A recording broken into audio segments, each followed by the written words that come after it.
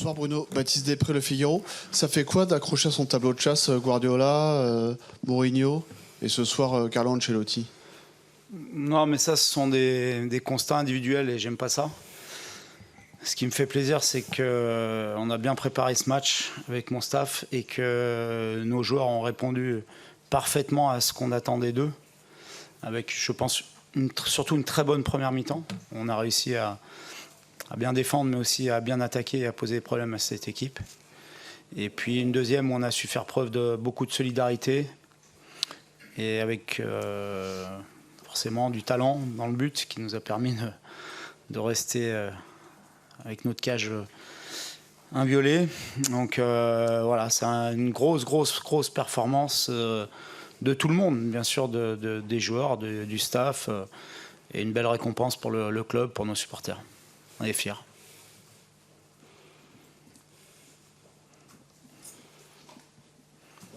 Vas-y Philippe. Bonsoir, Philippe Sansfourche pour RTL. Au-delà de la victoire de 3 points dans ce classement pour la Ligue des Champions, il y a des images, des choses qui vont rester dans la vie d'un groupe. Qu'est-ce que vous avez déjà en tête? Quelles sont les images qui vous restent de cette soirée? On a vu, notamment après le coup de sifflet final, qu'il y avait un moment de communion assez rare. Mais c'est ce pourquoi on fait ce métier. Partager des émotions très très fortes avec le public, entre nous, avec nos familles, avec tous les gens qui nous entourent, qui sont proches de nous, avec ceux qui travaillent au quotidien pour nous, avec nous et pour nous, qui sont un peu plus dans l'ombre. C'est ce qui fait la beauté de ce sport. C'est pour ça qu'on a envie de vivre ces moments-là. Et je pense que c'est ce qui va nous rester, en tout cas, et me rester, parce que c'est ce qui est le plus important, en dehors évidemment des points, mais ça reste anecdotique. Pour moi, ce qui est le plus important, c'est ce que j'ai vu lorsqu'on a marqué le but, et ce que les joueurs ont pu partager avec le public, ce qu'on a partagé à l'intérieur du vestiaire tous ensemble, et c'est ça qui est le plus important dans notre métier.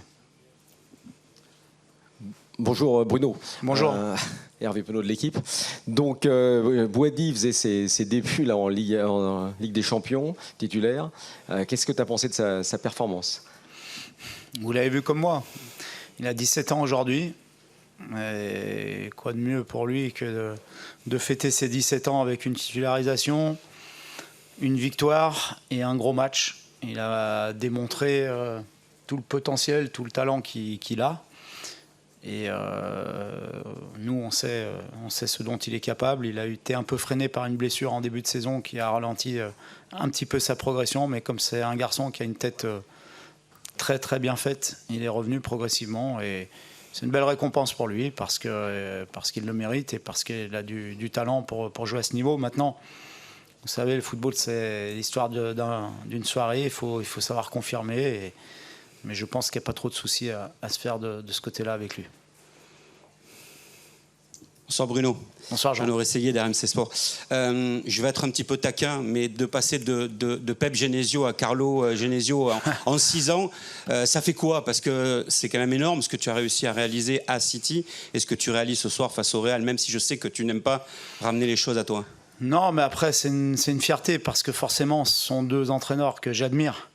L'un et l'autre avec des qualités différentes, mais un palmarès extraordinaire. Carlo, c'est quelqu'un qui est d'une humilité assez incroyable par rapport à tout ce qu'il a pu faire dans le football en tant que joueur et en tant qu'entraîneur. Il garde toujours beaucoup de retenue. Donc évidemment que c'est une grosse fierté pour moi de gagner le match contre un tel coach ce soir. Mais encore une fois, je le redis, c'est le travail de toute l'équipe qui doit être mise en valeur. Évidemment, les joueurs, mon staff en premier, mais aussi tous les gens qui travaillent tous les jours. Et c'est ce qui me fait le plus plaisir, c'est de les voir heureux. J'ai vu des gens très très heureux dans le vestiaire, des gens qui ne sont pas dans la lumière, mais qui nous aident beaucoup. Et ça, c'est ce qui me fait le plus plaisir aujourd'hui. Et bien sûr, évidemment, aussi le partage avec mon staff et mes joueurs. Bonsoir Bruno. Bonsoir. Léo Hussmann de l'AFP. Vous évoquez la tactique que vous avez mis en place. Est-ce que vous pouvez nous en parler? Il y avait 5 défenseurs de métier, je crois, au coup d'envoi. Quel était votre plan ce soir? Oui, il y avait 5 défenseurs, mais on a joué à 4 et on avait choisi de doubler le couloir gauche avec 2 joueurs un peu plus défensifs, Gabi et Mitch, parce qu'il y a beaucoup de joueurs sur ce côté qui font des courses, notamment Valverde, Carvajal. On pensait que Rodrigo allait jouer, donc on imaginait aussi qu'il allait venir souvent sur ce côté-là. Et puis on voulait aussi garder Thiago et Edon, qui sont 2 joueurs qui peuvent dynamiter beaucoup de défense. Et donc c'était l'idée. L'idée était aussi de leur fermer l'intérieur du jeu, parce qu'on sait que c'est une équipe qui passe beaucoup par le cœur du jeu. Mais aussi c'était surtout de jouer crânement notre chance à chaque fois qu'on avait la possibilité de pouvoir les faire reculer, de les mettre en danger. Ce qu'on a plutôt bien fait en première mi-temps, un peu moins bien en deuxième. Je pense qu'avec la fatigue, on a eu plus de mal à faire les bons choix, parce que sur 1 ou 2 actions, on aurait pu leur faire très très mal.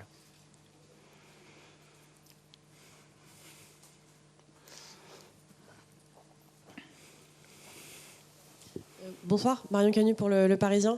Vous Bonsoir. disiez hier qu'il fallait arriver détendu sur le terrain, que vos joueurs, il fallait qu'il n'y ait pas vraiment de pression. Est-ce que c'est comme ça, selon vous, qu'ils ont abordé le match? Est-ce que ça a joué ce soir? Merci. Oui, je pense. On leur a dit très tôt, tout de suite après le match du Havre, que ce match-là, on avait tout à gagner, ce qui est assez rare, parce qu'en championnat, très souvent, c'est l'inverse pour nous.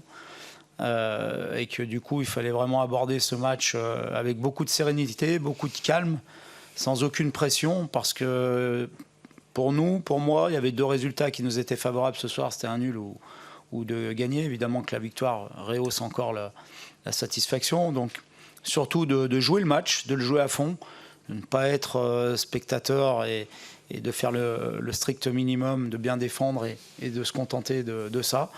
Je crois que mes joueurs l'ont abordé de cette manière, avec beaucoup de relâchement. Et comme on a fait un très bon début de match, je pense que ça nous a donné aussi confiance au plan de jeu qu'on avait mis en place. Et puis après, lorsque vous marquez juste avant la mi-temps, c'est un des meilleurs moments pour marquer. Et puis derrière, on a su être solide, on a su résister, parce qu'on a eu 20-25 dernières minutes très très difficiles. Mais c'est normal contre ce genre d'équipe, quand les changements arrivent. C'est dur avec la fatigue de résister, mais on a su le faire. Et encore une fois, chapeau à mes joueurs. Bonsoir Bruno. Ici. Bonsoir. Raphaël Marquand pour le Petit Lois. C'est une question peut-être un peu naïve, mais dans votre groupe, il y a 3 joueurs qui sont arrivés un peu plus tard que les autres, Oui. parce qu'ils venaient déjà de battre le Real Madrid. Oui. C'était en Youth League. Je parle de Cossier, Barré et Lachab. Oui. Est-ce que leur arrivée dans le groupe, elle a peut-être naïvement, mais elle a eu un petit effet en disant que c'était possible de le faire parce qu'eux-mêmes l'avaient déjà fait? Merci. Je l'ai dit à la causerie. J'ai dit que peut-être s'ils nous porteraient chance, voilà. Mais en dehors de ça, j'ai souhaité qu'ils viennent avec nous, parce que ce sont des joueurs de leur formation qui ont des qualités, qui s'entraînent parfois avec nous, pas souvent, mais parfois. Et j'ai souhaité qu'ils jouent bien sûr en Youth League 60 ou 65 minutes cet après-midi, mais aussi qu'ils viennent avec nous pour se rendre compte de ce qu'était la préparation d'un match d'un tel niveau, parce que c'est important pour leur expérience, et aussi pour mettre en valeur la qualité de la formation du LOSC, parce que n'oublions pas que le LOSC est aussi un club qui forme des joueurs, à l'image d'Ayoub notamment, entre autres, Lenny qui n'est plus là, mais voilà. Donc c'était comme il y avait beaucoup de blessés, de suspendus ou de joueurs non qualifiés, il y avait une place pour eux, et je pense que c'était une belle opportunité pour eux et pour nous de leur faire découvrir ce niveau.